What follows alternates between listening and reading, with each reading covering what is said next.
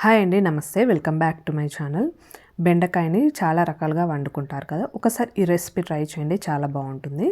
ఈ రెసిపీ మీరు రోటీకైనా లేకపోతే నార్మల్గా బగారా రైస్కైనా చాలా బాగుంటుంది కాంబినేషన్లో.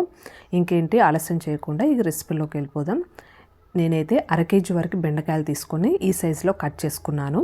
మరి పెద్దది కాకుండా అలాగే చిన్నగా కాకుండా నార్మల్గా కట్ చేసుకోండి, వీడియోలో చూపించినట్టు.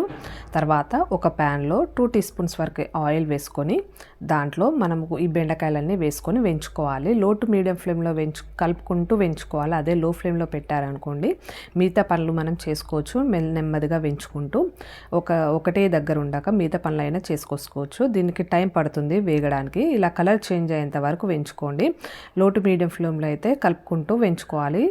తర్వాత కలర్ అనేది చేంజ్ అయ్యాక పక్కన పెట్టేసేయండి, ఒక బౌల్లోకి ట్రాన్స్ఫర్ చేసుకోండి. తర్వాత అదే కడాయిలో 2 టేబుల్ స్పూన్ వరకు ఆయిల్ వేసుకొని పోపు దినుసులన్నీ వేసుకోవాలి. ఆవాలు, జీలకర్ర, శనగపప్పు అనేది ఆప్షనల్, మీకు నచ్చితే వేసుకోవచ్చు లేకపోతే స్కిప్ చేసేసుకోవచ్చు.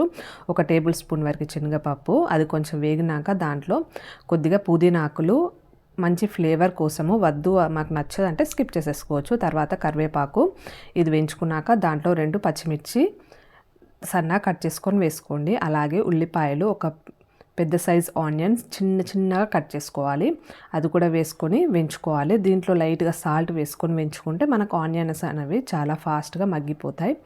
కలర్ అనేది చేంజ్ కావాలి, మనకు ఆనియన్ అనేది లైట్గా గోల్డెన్ కలర్ అయ్యేంత వరకు వేయించుకోవాలి. అది వేగినాక 1 టీ స్పూన్ వరకు అల్లం వెల్లుల్లి పేస్ట్, అలాగే 1/2 టీ స్పూన్ వరకు పసుపు, ఇదంతా వేసుకొని మంచిగా వేయించుకోవాలండి. అల్లం వెల్లుల్లి పేస్ట్ పచ్చి వాసన పోయేంత వరకు వేయించుకోవాలి. ఇది వేయించుకున్నాక దీంట్లో మనము టమాటాలు అనేది 2 మీడియం సైజ్ టమాటాలు చిన్న కట్ చేసుకొని వేసుకోండి. మీరు కావాలంటే టమాటా ప్యూరీ అయినా చేసుకోవచ్చు, కానీ నేనైతే చిన్న కట్ చేసుకొని వేసుకున్నాను దీంట్లో. తర్వాత లైట్గా సాల్ట్ చల్లుకొని మూత పెట్టేసేయాలి. ఇలా చేస్తే టమాటాలు అనేవి మనకు చాలా ఫాస్ట్గా మగ్గిపోతాయి. తర్వాత ఆలోపు మనము ఒక మసాలా ప్రిపేర్ చేసుకుందాం. దానికోసం ఒక బౌల్లో 1 టీ స్పూన్ వరకు శనగపిండి, అలాగే 1/2 కప్ వరకు పెరుగు, ఇదంతా వేసుకోవాలి. తర్వాత కారం అనేది మీకు రుచికి సరిపడా వేసుకోండి. నేనైతే 1 టేబుల్ స్పూన్ వరకు వేసుకున్నాను. అలాగే 1 టీ స్పూన్ వరకు సాంబార్ మసాలా, మీకు ఇంట్లో ఉంటే వేసుకోండి, లేకపోతే 1/2 టీ స్పూన్ వరకు గరం మసాలా వేసుకుంటే సరిపోతుంది. అలాగే 1 టీ స్పూన్ వరకు ధనియాల పొడి, అలాగే నేను ఆల్రెడీ సాంబార్ పొడి వేసుకున్నాను కాబట్టి 1/2 టీ స్పూన్ వరకే గరం మసాలా తీసుకున్నాను. సాంబార్ పొడి స్కిప్ చేస్తే మాత్రం గరం మసాలా కొద్దిగా ఎక్కువ వేసుకుంటే అయిపోతుంది. ఇప్పుడు ఈ మిశ్రమం అంతా బాగా కలుపుకోవాలి. మనకు పెరుగు, పిండి అంతా బాగా కలిసేలా బాగా కలుపుకున్నాక ఇప్పుడు మూత తీయాలండి. మూత తీసి మనకు టమాటాలు అనేది మంచిగా మెత్తగా మగ్గాలి. ఆల్రెడీ మగ్గిపోయాయి, చూసారు కదా. సాల్ట్ వేస్తే చాలా ఫాస్ట్గా మగ్గిపోతాయి.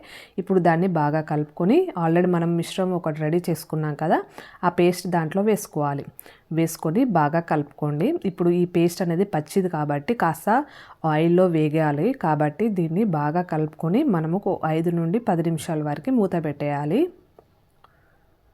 తర్వాత 5 నిమిషాల తర్వాత మనకు ఆయిల్ లైట్గా సైడ్కి వస్తూ ఉంటుంది. ఇప్పుడు బాగా కలుపుకోండి. ఇప్పుడు బాగా కలుపుకొని దీంట్లో వాటర్ యాడ్ చేసుకోవాలి. మనము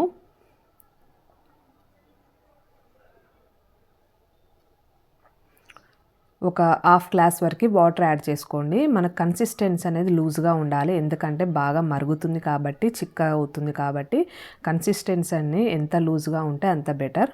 కొంచెం ఇలా లూజ్గా అయినాక ఇప్పుడు దాంట్లో మనం పక్కన ఉంచుకున్న బెండకాయలు దాంట్లో వేసుకొని బాగా కలుపుకొని దీన్ని లో టు మీడియం ఫ్లో పెట్టి ఉడికించుకోండి. మనకు కన్సిస్టెన్సీ అనేది కొంత లూజ్గా ఉండేటట్టే చూసుకోండి, ఎందుకంటే మరిగి చిక్కబడుతుంది కాబట్టి. దీన్ని ఒక 10 నిమిషాల వరకు మూత తీయకుండా అలాగే ఉంచాలి. మనకు బెండకాయలు కూడా ఉడుకుతాయి అలా చేస్తే. చూసారు కదా, కన్సిస్టెన్సీ అనేది కాస్త చిక్కపడింది. దీన్ని బాగా కలుపుకొని కావాలంటే మళ్ళీ ఇంకా చిక్క పడలేదంటే 5 నిమిషాలు అలాగే మూత పెట్టేయండి. మనకు కన్సిస్టెన్సీ అనేది కొంచెం చిక్కగా ఉండేటట్టు చూసుకోండి, మరీ చిక్కగా కాకుండా అలాగా పల్చగా కాకుండా ఈ వీడియోలో చూపించిన కన్సిస్టెన్సీ అయితే ఓకే. ఇప్పుడు మనము లాస్ట్లో కొత్తిమీరాకు వేసుకొని దీన్ని బాగా కలుపుకోండి. ఎందుకంటే దీంట్లో మనం శనగపిండి వేసాం కాబట్టి మనకు చల్లారాక గట్టి పడుతుంది కాబట్టి ఈ విధంగా ఉంటే సరిపోతుంది మనకు కన్సిస్టెన్సీ అనేది. ఇప్పుడు ఫ్లేమ్ ఆఫ్ చేసే అంతే. దీన్ని వేడివేడిగా మీరు చపాతీలోకైనా లేకపోతే బగారా రైస్ లేకపోతే హెల్తీగా బ్రౌన్ రైస్లోకైనా సర్వ్ చేసుకొని తినేయచ్చు. చాలా బాగుంటుంది దీని రుచి. పిల్లలకు కూడా బెండకాయలు కొంచెం బంక జిగురు అనే వాళ్ళకు కూడా ఇది పెట్టచ్చు. జిగురు అనేది కూడా ఉండదు మనకు. అలాగే డిఫరెంట్ టేస్ట్ అని కూడా ఉంటుంది మనకు. ఇంకేంటి, ట్రై చేస్తారా? ట్రై చేసి ఎలా వచ్చిందో నాకు కామెంట్ సెక్షన్లో కామెంట్ చేయండి. అలాగే వీడియో నచ్చితే మాత్రం చివరిలో లైక్ చేయడం మాత్రం మర్చిపోకండి. అలాగే నా ఛానల్ని ఫస్ట్ టైం చూస్తున్నట్టయితే ప్లీజ్ సబ్స్క్రైబ్ చేసుకోండి. Thank you so much for watching. Bye bye.